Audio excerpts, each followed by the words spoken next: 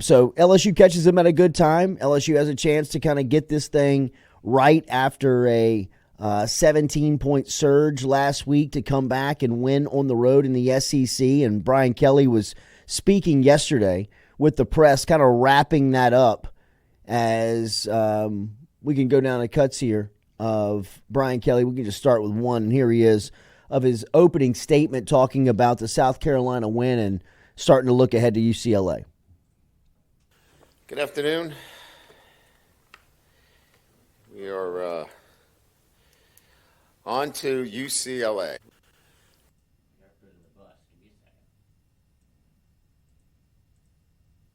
Good afternoon. There he is. We are on to UCLA. We'll talk a little bit about the South Carolina game, and certainly I think what stands out there is, not getting off to a fast start, getting off to a slow start, but, certainly, showed our resolve and resilience in coming back on the road against an SEC opponent. And, certainly you want to play better, mistake-free football. There was enough mistakes that, we have plenty to correct. We have plenty to coach to. We have plenty of things that we need to get better at. But having said that, we won the football game. We outscored them in the second half, and in doing so, we're able to come up with, a hard-fought victory on the road. Certainly, some individual performances. We had a young freshman come in and play really well for us, and Caden Durham. Certainly Braden Swinson needs to be acknowledged. He was the SEC Defensive Player of the Week. I think what's important is, from, an entire team standpoint, to win games like that, you have to understand habits have a lot to do with it. Winning's a habit and losing's a habit. And if you have losing habits, you can't win those games. This group has the right habits. Now we have to be able to clean up the things technically. And they really come down to three things. Personnel, the coaching of the schemes themselves. Are we in the right schemes for our players? And then the preparation of such. And so it's one of those three things. And so we have to consider all those three things moving forward relative to the personnel, the schemes themselves, and certainly the preparation. And that's the work that's in front of us. We have to continue to work towards that. And look, when you have two first-year coordinators, they're learning their personnel, who they want to use, who are the best 11 in each situation, and then what schemes put us in the best position to succeed. And then now we'll have to go and prepare accordingly. And, I wish we could have done that in preseason camp, but we didn't know a lot about, who were those best players for that situation. And it's becoming a lot clearer. I think we're a lot closer to finding those things out. And we continue to look for, getting better in those areas. Yesterday, wrapping up South Carolina game and looking ahead to UCLA. That's obviously the opening statement from yesterday, and him talking. My favorite part out of there was, talking about the mentality of, winners win, losers lose, and you come back and it's easier and a lot happier of a place to try and make your adjustments after a win rather than a loss. And LSU, no matter the mistakes that they made last week, and they made, they made a lot, they did it in a win, and they rallied 17 on the road in the SEC to win the game, and in an environment that, I think you could probably argue that was the biggest game on that campus in over a decade. And they made it feel like that. They were about to rush the field if they had won the game. So, I think for LSU to be able to win that game, that could be a mile marker for them that they really point to, look at, and say, hey, that was a spot that we can look at and point to and say how good we are, what we can do. Here's Brian Kelly talking about the balance of finding complementary football for his team coming out of that win last Saturday. 2. So that's the South Carolina game. There's a lot of things that have to get better there. We'll get them better as we kind of transition to coming back at home against UCLA, a team that, obviously, we played in 21. They beat us out there in 21. We get a chance on the back end of this home and home to play them in Tiger Stadium. We're excited to be back at home playing on ABC at 2:30. And, a team that has a lot of veterans. I mean, it's incredible when you look at, just playing a South Carolina team that had 6th-year players and 5th-year players. This defense has a number of similar players in terms of, I don't know that there's a freshman or a sophomore on their defense. This is a veteran defense, a lot of guys transferring in, a lot of veteran players on their defense. Big defensive linemen, athletic linebackers. Medrano's all over the field. And then from a defensive backfield, guys with a lot of experience on the back end of their defense. Garbers, the quarterback, transferred from Washington's played a lot of football. And they've got some talented receivers in Sturdivant and Flores. Harden has rushed for a lot of yards. He knows their system well. Eric Bieniemy is an outstanding play caller, veteran play caller. Again,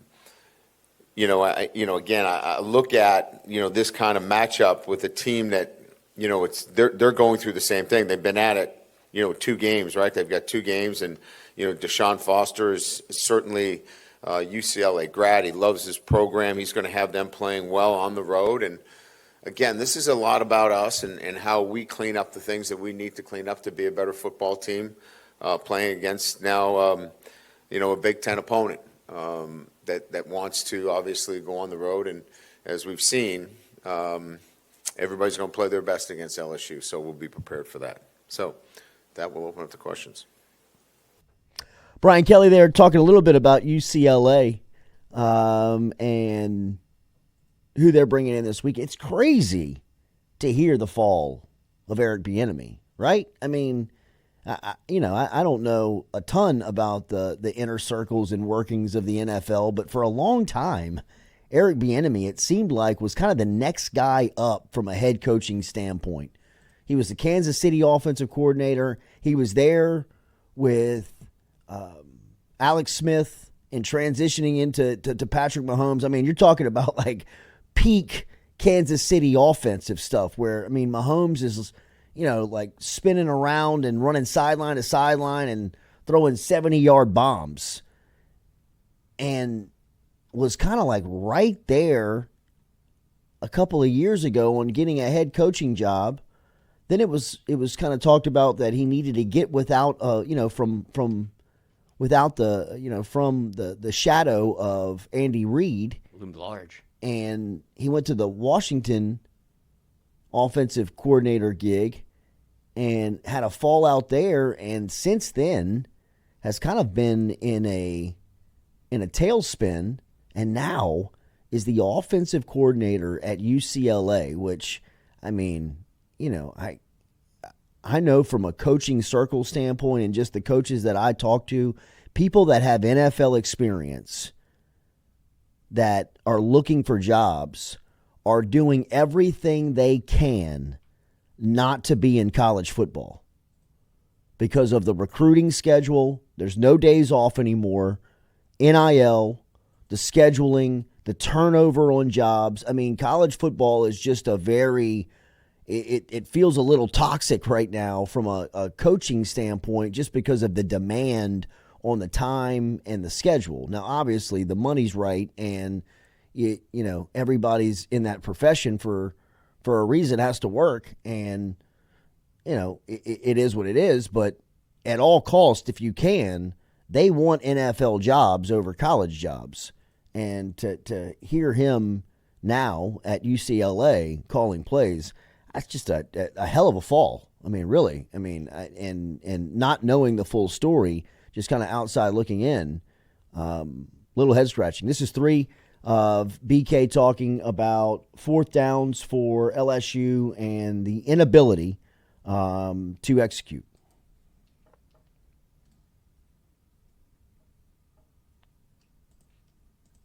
And, we're going to look at everything, and we're still in that process of evaluating everything, right, in terms of what we're coaching, how we're coaching it, what players need to be on the field in certain situations, what does our, offense look like in certain situations. I mean, all of that needs to be looked at carefully. I think we've done a deep dive on all of it. But I'm not ready to kind of publicly talk about what we're going to be doing moving forward. Kelly talking about what they'll evaluate on those fourth down calls. And then here he is talking about the officiating. Obviously, the officiating being discussed a lot when you're talking about this LSU South Carolina game. Heard some national show reaction yesterday. Was it that bad, though? I mean, look, you can't do what you did. I think we could play this game every Saturday. Sure. You could play this game every week, and I bake it in to the game and to my reaction that the referees are going to affect the outcome of the game for better or for worse. And you kind of sign up for that when you buy the ticket and watch it. And I know it's sincerely frustrating to be on games, invested in games where you feel like you got jobbed, you feel like you got screwed by the officials. But in my opinion, it always balances out. It always kind of water finds its level. And in this, I think using the officials as an excuse is weak sauce, whether it's LSU or whether it's anybody else, because, you could do that every week, I think. I still think that there is the human element that is in games where it's a human being. Who knows what they're going to say? Who knows how they're going to call it? And sure, I could argue that the Nussmeier blindside hit, was it worthy of a flag? I guess by the letter of the law. If I was on the other side, would I be pissed off? Hell yeah. If that took points off the board, I get it. But you still got the ball. But yeah, right. Like the game still gave you the opportunity to make it right. And that's just the sport. Yeah, I think that, it is a far cry from 2018 when Burrow got absolutely shelled against UCF, and they didn't throw a flag on that until they spit on him. Right. Which was but Burrow was actually in the play. He was offense turned defense, and he was engaged and looking to make a tackle. Garrett Nussmeier was nowhere near the football, and call it what you will, he's an unbelievable sell job by him. First of all, to really writhe on the ground and be like, "You killed me." Like, that's a heady play by a quarterback that knows what the position you play, situation you're in, and if I can cheat on this test, I will. No, you got to play by the rules. He knows the rules. He knows that he's going to get a little bit more of a curve than anybody else. And, I thought it was a good explanation yesterday from Brian Kelly. Here he is talking about it. I saw a push-off in the USC game that was never called late in the game against USC. So you get my point, right? There's calls in every game. I didn't stand here in front of you guys and complain about that call, right? We could take every game that we play and we can micromanage every call that wasn't called or was called. They look like fouls to me. But I'm not here each and every week, to complain about calls or not complain about calls. Games are won by the players and lost by the players. If it gets down to that, call me out on it. You win and lose at the end of the day based upon coaches and players. And the other things I haven't seen in my years coaching that officiating decides a game. That's a clear answer. I mean, if it comes down to that, it should be on the coaches and the players. It's just, you can play that game every week. I totally agree with what Brian Kelly said there. Here he is talking about having to improve week to week and what LSU looks to improve on this week after last week's win.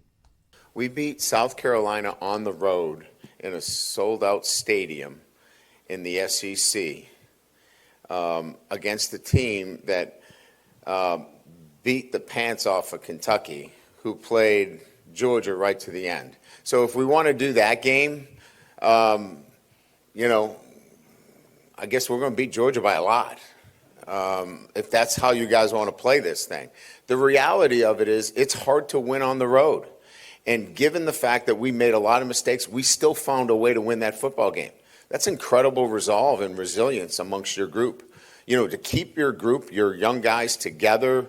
We had a lot of freshmen out there. We had a lot of young guys playing, and they kept playing. They kept believing. I can build off of that. Do we want to play cleaner? Yes. But at the end of the day, that was a good South Carolina football team. That was a good defense. We scored 36 points, and I think everybody watched the game. We didn't score inside the 5 twice. You just score those 2 touchdowns, which are, I think, an 87 or 88% chance of scoring touchdowns in that area. That's 50 points. So we're not that far off. We're not that far off. And if we make the 2 plays that we should make, just, being fundamentally sound on the 2 run plays, we're going to give up less than 250 yards in total offense. So we're really close, and I'm not here to make you guys feel better. You guys are going to evaluate it and write the way you write it, but I know what we see, and I know how we feel about what we need to do. We left 14 points out there and could have scored a lot more and scored 36 on the road when we were down. We took control of the game in the second half with all those mistakes. It's tough to disagree with what he says. I mean, I think that's true. I mean, I agree with everything that is stated there in the sense of, look, I think there was some sarcasm at the top of that with the transitive property that he's playing when he's talking about, this team beat that team, this team beat that team. It's just the sport. I mean, football's hard. It's a tough game every week that, who knows how the game is going to play out. And who had Georgia squeaking by Kentucky by 1? I know I didn't, so it's just the game and how you have to accept it. And the way he described his team and what they have to improve on and where they are, I think is it's easy to get behind that thought. I mean, easy to support where he says they are. Remember,